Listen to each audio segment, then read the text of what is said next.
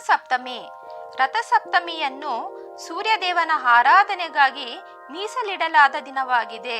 2025ರ ರಥಸಪ್ತಮಿಯನ್ನು February 4ರಂದು ಮಂಗಳವಾರ ಆಚರಿಸಲಾಯಿತು. ರಥಸಪ್ತಮಿಯ ದಿನದಿಂದ ಬೇಸಿಗೆ ಕಾಲ ಪ್ರಾರಂಭವಾಗುವುದು.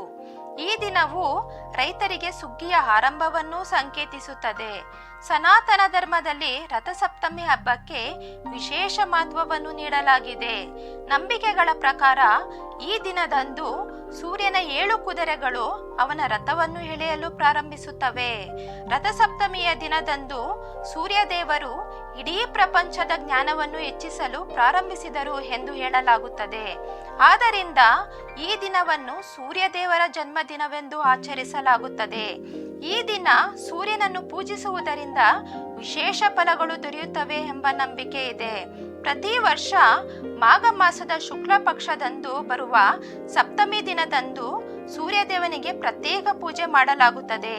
ಈ ದಿನ ದಾನ ಧರ್ಮಗಳನ್ನು ಮಾಡಿದರೆ ಮನಸ್ಸಿನ ಆಸೆಗಳೆಲ್ಲ ಈಡೇರಲಿವೆ ಎಂಬ ನಂಬಿಕೆ ಇದೆ.